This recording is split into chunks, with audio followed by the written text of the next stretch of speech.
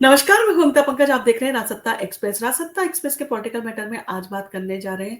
हरियाणा विधानसभा चुनाव के बारे में और आज बात कर रहे हैं अमित शाह के स्टेटमेंट के बारे में, जिसमें उन्होंने कांग्रेस के ऊपर जो है वो काफ़ी हमला किया है और राहुल गांधी के ऊपर जो है काफ़ी सवाल उठाए हैं। और जैसे कि आपको पता है, हरियाणा चुनाव जो है अपने आप में खास बन चुका है। अब ऐसे में बीजेपी और कांग्रेस एक दूसरे के आमने-सामने थी और दोनों में काफ़ी कांटे की जो है वो टक्कर मानी जा रही थी। अब ऐसे में अरविंद केजरीवाल का जेल से बाहर आना,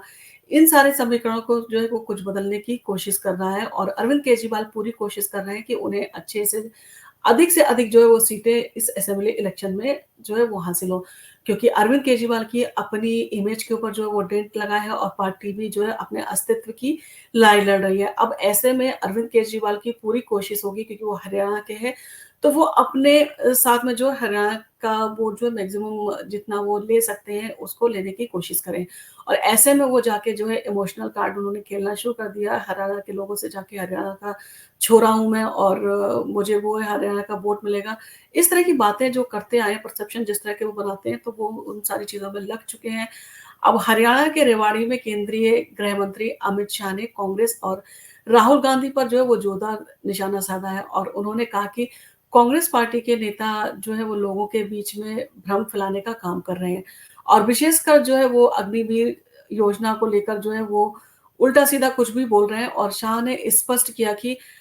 आज देश की सीमाएँ जो है सुरक्षित हैं और इसमें हरियाणा के जवानों का जो है काफ़ी बलिदान है और कश्मीर में जिस तरह से हरियाणा के जवान जो है काम कर रहे हैं, वहाँ पर जो है शांति बहाली में उनकी जो है प्रमुख भूमिका है। इस तरह की बातें जो है काफ़ी अमित शाह ने कहीं और कांग्रेस सरकार के भ्रष्टाचार के ऊपर भी उन्होंने चुटकी ली और अमित शाह ने हरियाणा के कांग्रेस सरकार के जो समय में भ्रष्टाचार हुए थे, उनका ज़िक्र किया और कहा कि वक़्त जो है वो इन सारी चीज़ों को जो है वो देख रहा है कि किस तरह से इन्होंने जो है वो काम किया था और किस तरह से इन्होंने कमीशन और करप्शन का राज था। और उन्होंने बताया कि अब बीजेपी सरकार में जो है ना डीलर बचे हैं, ना दलाल बचे हैं और दलालों का तो जो है कोई सवाल ही नहीं है दूर-दूर तक। आपने देखा होगा इतने सारे काम हो रहे हैं, परंतु उसमें दलाली और इस तरह की चीज़ें जो है वो बिल्कुल भी नहीं है। और राहुल गांधी के ज्ञान के ऊपर भी उन्होंने जो है सवाल उठाए और ये लाज़मी है। कल जिस तरह से राहुल गांधी ने मतलब बात की थी, जिस तरह से उन्होंने अपनी रैली में जो है वो भारतीय जनता पार्टी को जो है वो निशाना साधा था, आरएसएस के ऊपर जो है निशाना साधा था, जिस तरह से उन्होंने बात की थी। तो इस समय ज़ाहिर-सी बात है कि क्योंकि विधानसभा चुनाव सर पर है, ऐसे में जो है पार्टियाँ एक-दूसरे पर जो है लांछन लगाने से बाज नहीं आएँगी, वो उस तरह के लांछन लगाती रहेंगी। अमित शाह ने राहुल गांधी पर जो है वो तंज कसते हुए पूछा कि क्या उन्हें एमएसपी का पूरा नाम पता है? और क्या वो जानते हैं कि खरीफ और रबी की फसलें कौन-कौन सी होती हैं? और उन्होंने आरोप लगाया कि कांग्रेस सरकारों ने एमएसपी के नाम पर जो है किसानों से झूठ बोला और उन्होंने कहा कि हरियाणा की भाजपा सरकार जो है वो 24 फसलों पर एमएसपी खरीद जो है वो एमएसपी पर जो है वो खरीद रही है 24 फसलों को। और इन सारी चीज़ों के साथ में जो है कांग्रेस के नेताओं को जो है वो बताना चाहिए कि उनकी सरकार जो है कौन-सी फसल पर जो है एमएसपी पर उन्होंने खरीदी थी। तो ये सारी चीज़ें जो है कांग्रेस को क्लियर करनी है। ये सारे जो है वो अमित शाह ने जो है कांग्रेस पार्टी के ऊपर हमले किए और आरक्षण पर जो है राहुल गांधी का जो बयान था उसका भी उन्होंने ज़िक्र करना नहीं भूला और शाह ने राहुल गांधी के विदेश में दिए गए बयानों को भी जो है वो उनके ऊपर भी कटाक्ष किया और उन्होंने कहा कि राहुल अमेरिका में ये कहते हैं कि वह एसटी, एससी, ओबीसी समुदाय के आरक्षण को जो है वो समाप्त कर देंगे। और शाह ने आरोप लगाया कि लोकसभा चुनाव में जिस तरह से राहुल गांधी ने बात की थी,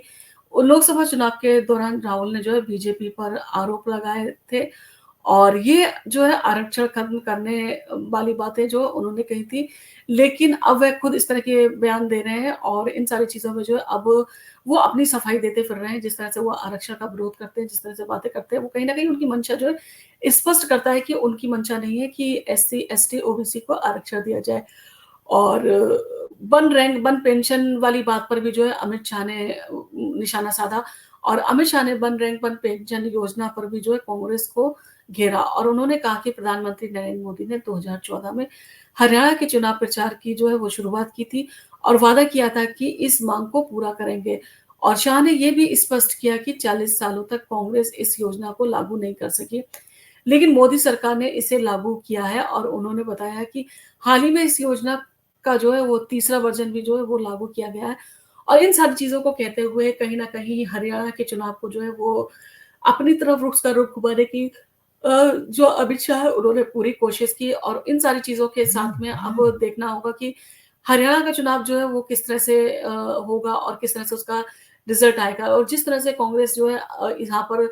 अपना जो है वो बहुमत सिद्ध करना चाहती है, अपनी सरकार बनाने के लिए प्रयास कर रही है, जिस तरह से विनेश फोगाट को जो है टिकट दिया गया है, बाकी लोगों को इसी हिसाब से जो है टिकट दिए जा रहे हैं। अब ऐसे में हरियाणा विधानसभा में आगे क्या होगा, किस तरह की जो है राजनीति होगी और किस तरह से जो है एक-दूसरे के ऊपर आरोप यहाँ पर लगाए जाएँगे। ये काफ़ी इंटरेस्टिंग होगा देखना कि